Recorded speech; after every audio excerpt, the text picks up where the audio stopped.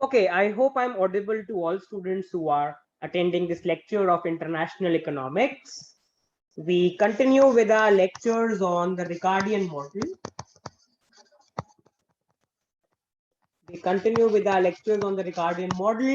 Formally, this is chapter 3 of the book I prefer to follow for my lectures on international economics, which is Paul Krugman and Melitz.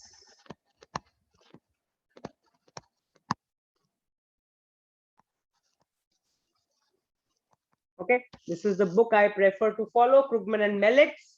And formally, this is chapter 3 of our lectures based on the Ricardian model. Now, all students can recall that in the previous lecture of Ricardian model, we had started with our discussion on the theory of comparative advantage. And if all of you can recall, we said that any given economy is said to have a comparative advantage in producing a commodity if the opportunity cost of producing that commodity in terms of other commodities is lower in that country as compared to other countries. Okay, we had taken the example of the US economy and we had talked about roses and computers in the previous lecture. We had taken this example, we had talked about the US and the Colombian economy, and in the last lecture we saw that in that example the US had a comparative advantage in producing computers, the Colombian workers had a comparative advantage in producing roses. Okay, then in the last lecture we had started our discussion with the one factor economy. I intend to revise this concept again before moving forward in this lecture. Okay, so consider an economy which we call as the home country that has only one factor of production which we call as labor. There are two goods. One is wine, which is measured in gallons, and cheese, which is measured in pounds. The technology of the home country can be summarized in terms of the unit labor requirement. The unit labor requirement is going to capture the number of hours of labor required to produce a pound of cheese or a gallon of wine. So all students can clearly see ALW is going to capture number of hours of labor required to produce a gallon of wine, which is nothing but the unit labor requirement in wine. ALC is going to capture number of hours of labor required to produce 1 pound of cheese, which is nothing but the unit labor requirement in cheese. L captures the total labor supply in the economy. And all students can see that we had done this diagram in the previous lecture. Okay, if all students can recall, if QW, so if I come to the whiteboard quickly and then I can start. If QW denotes the total quantity of the gallons of wine, okay, so QW denotes the total wine. I can write economy's production of wine, economy's production of wine, which is in gallons,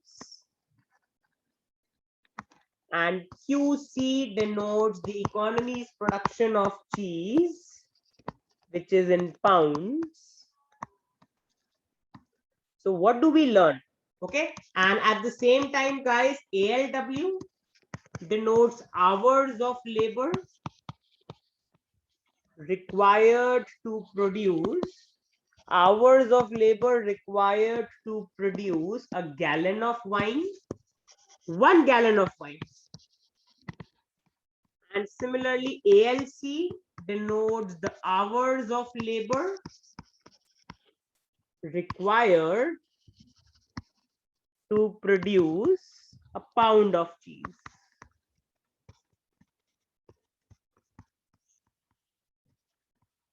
So guys, what do we learn? What will be the total wine production in the economy? I can write what is the total labor required. ALW is the labor required to produce 1 gallon of wine. So to produce QW gallons of wine, what's the total labor required? ALW times QW.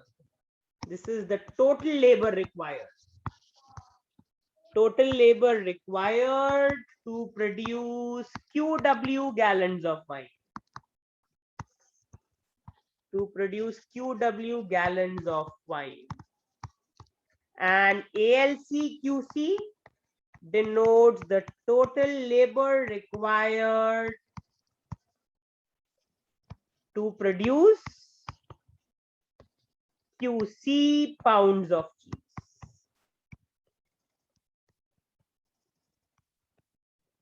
Okay, so now L denotes the total labor supply in the economy. So I can say that total labor in the, since we are taking cheese as the first good, total labor in the cheese sector plus total labor in the wine sector should be less than equal to total labor supply in the economy.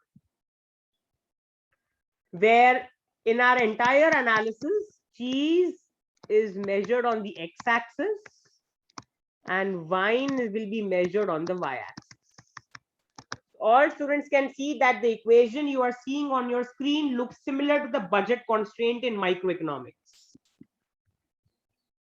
ALCQC is the total labor in the cheese sector.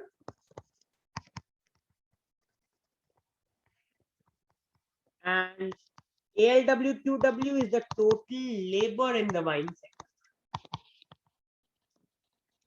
And this is either less than or equal to total labor in the economy. Okay, so clearly all students can see horizontal intercept. How do I find it?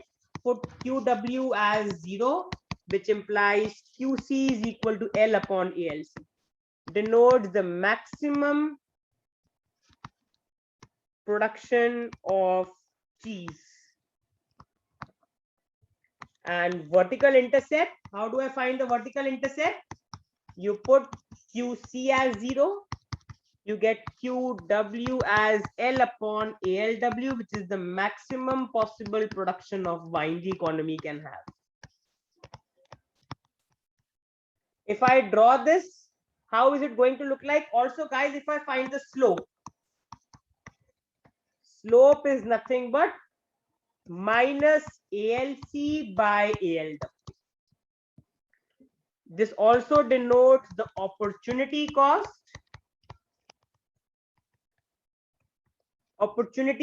of cheese. Okay, it denotes the opportunity cost of a pound of cheese in terms of wine.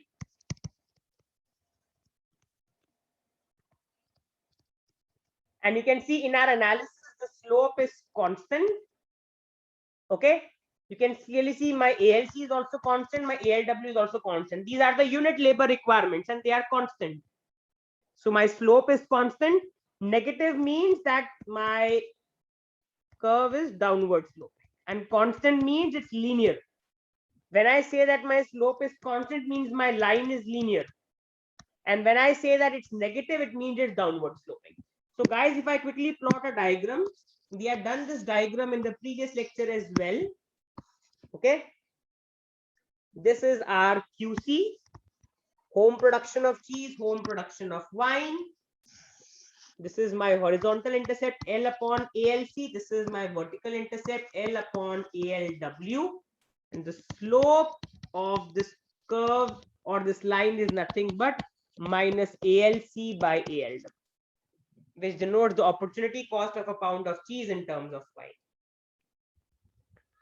Okay, so all this we had covered in the previous lecture. There's nothing new we have done till now. This diagram we had done the explanation. Okay, now this is nothing but my production possibility frontier. It shows the combinations of cheese and wine the economy can produce, given the only factor of production, which is labor. Okay, you can clearly see it's a straight line because slope is constant, and it's downward sloping because the slope is negative. Okay, so this is the equation I just wrote on the whiteboard, and then we have taken an example. We had taken this example in the last lecture as well. Okay, so all this was covered in the previous lecture, and we had concluded in the previous lecture that thus the opportunity cost is equal to the absolute value of the slope of the production possibility frontier. Okay, so basically we had concluded in the last lecture that the slope of the production possibility frontier denotes the absolute value of the opportunity cost of producing a pound of cheese in terms of wine. Okay, and in the last lecture, we had also done this interpretation. I can discuss it again. Suppose the slope of the above production possibility frontier is -half. This means that if the economy decides to produce 1 more pound of cheese, if the economy decides to produce 1 more pound of cheese, it will have to give up half a gallon of wine. In absolute terms means if I take the modulus, in absolute terms, my slope is half, or I can say the opportunity cost is half. It means in order to produce 1 more pound of cheese, the economy will have to give up half a gallon of wine. Okay, we had done this in the last lecture. Now coming back to the lecture note, in this particular lecture, we quickly look at relative prices and supply now. So in order to determine what the economy will actually produce, in the last lecture, we had looked at the possibilities of production. Remember, the production possibility frontier is going to capture the possible production possibilities the economy can have. But in this particular lecture, we are going to see actually what are the conditions. Okay, so in order to determine what the economy will actually produce, we need to know the relative price of the economy's two goods, that is the price of one good in terms of other. So in this lecture, we are now going to add the prices of cheese and wine. So let PC denote the price of cheese and PW denote the price of wine. So 1 pound of cheese is sold in the market for PC. 1 gallon of wine is sold in the market for PW. These are again the prices per unit. It takes ALC person hours to produce a pound of cheese. Since there are no profits in the one factor model, hourly wage in the cheese sector is exactly equal to what the value of a worker can make in an hour, which is nothing but PC by ALC. Now to understand how we got this term, I again come to the whiteboard. Erasing this off. Okay, what are we saying? We are saying that if I talk about, if all of you can recall that ALC hours of labor is required to produce 1 pound of cheese, and this 1 pound of cheese is sold in the market for PC dollars. Okay, you require ALC hours of labor to produce 1 pound of cheese, which is sold in the market for PC dollars.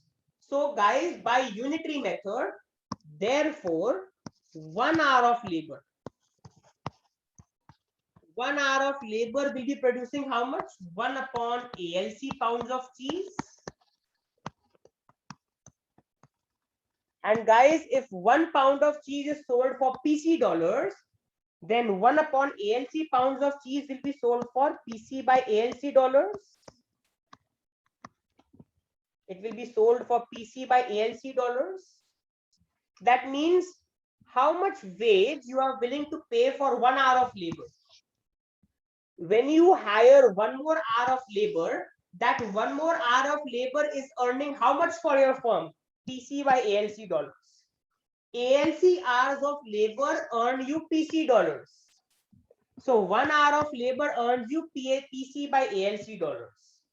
So assuming that there are no profits, there is perfectly competitive market. In that particular case, the wage you are willing to pay to for 1 hour of labor is exactly equal to what the labor is earning for you. So I can write this down. Okay, so I can write, therefore, the hourly wage paid in the cheese sector, the hourly wage paid in the cheese sector is equal to the value of what a worker value of what a worker can produce in an hour. What is the value of what a worker can produce in an hour? PC by ALC dollars. When you hire one more hour of labor, how much is it going to earn for your firm? PC by ALC. Okay. Similarly, guys, same analysis for wine. ALW hours of labor. ALW hours of labor is required to produce 1 gallon of wine. And this 1 gallon of wine is sold in the market for PW dollars. So guys, 1 hour of labor by unitary method, 1 hour of labor will be required to produce 1 upon ALW gallons of wine. And if 1 gallon of wine is sold for PW dollars, 1 upon ALW gallon of wine will be sold for PW by ALW dollars. So I can write, therefore, the hourly wage paid in the wine sector is equal to the value of what a worker can produce in an hour.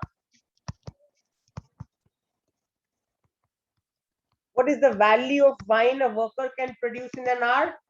PW divided by ALW dollars. That means the hourly wage in the cheese sector is PC by ALC. The hourly wage in the wine sector is PW by ALW. We have used common logic and unitary method we have learned in mathematics. So if I sum up, I can write hourly wage in the cheese sector.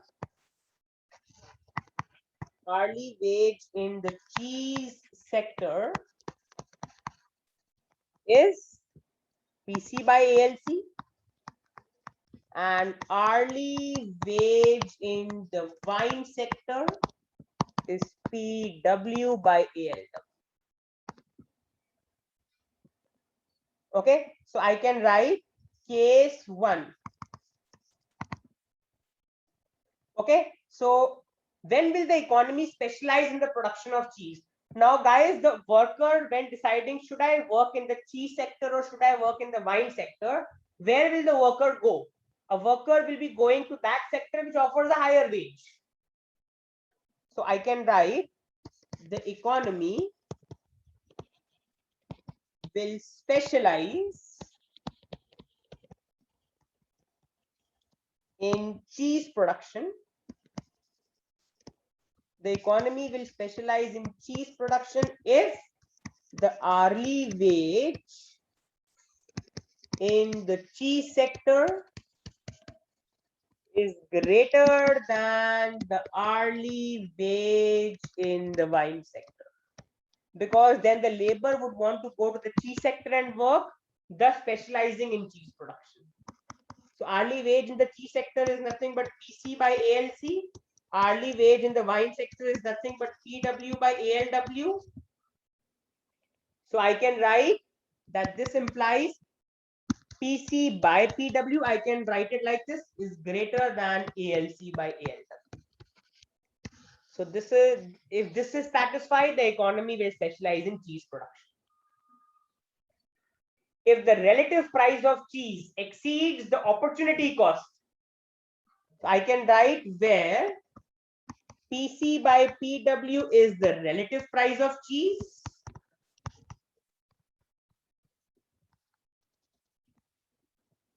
in terms of wine, and ALC by ALW is the opportunity cost of cheese in terms of wine. So guys, what do we learn?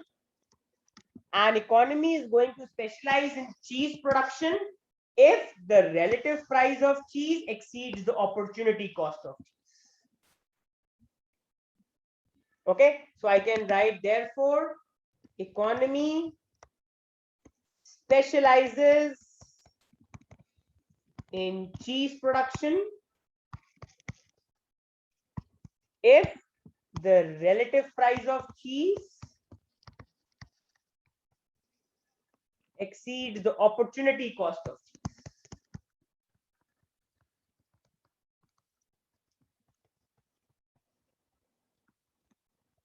This is my case 1. And then guys, we can quickly look at case 2. When will the economy specialize in wine production? The economy will specialize in wine production if the hourly wage in the cheese sector is less than the hourly wage in the wine sector. We have just derived, guys, what is the hourly wage in the cheese sector? It's nothing but PC by ALC. What's the hourly wage in the wine sector? PW by ALW. So this implies PC by PW is less than ALC by ALW. So what do we learn? When the relative price of cheese is less than the opportunity cost of cheese, in that particular case, the economy is going to specialize not in cheese production, but in the wine production. So I can write, therefore, if the relative price of cheese, if the relative price of cheese in terms of wine, that is PC by PW, is less than the opportunity cost of cheese in terms of wine, that is ALC by ALW, the economy will specialize in wine production. The economy is going to specialize in wine production. In today's lecture, we have looked at the cases when the economy is going to specialize in cheese production, when the economy is going to specialize in the wine production. And there's a third case. The economy will produce both cheese and wine if the hourly wage in the cheese sector,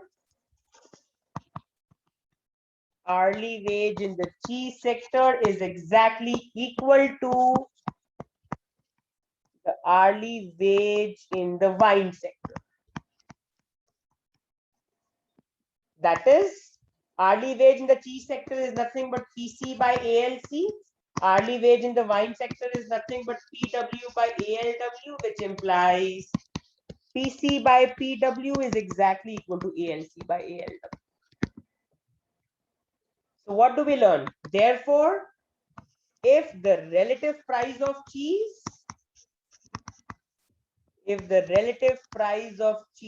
in terms of wine,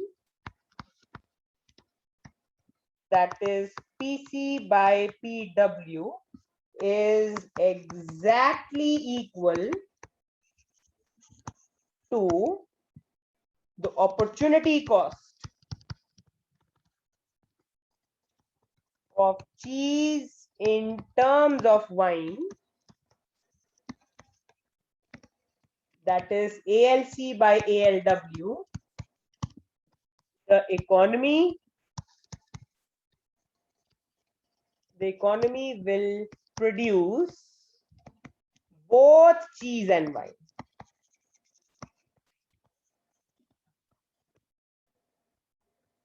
So I can say there will be no trade in this case.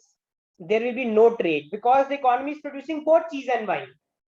It's not specializing in case 3. It's not specializing in one commodity. It's producing both.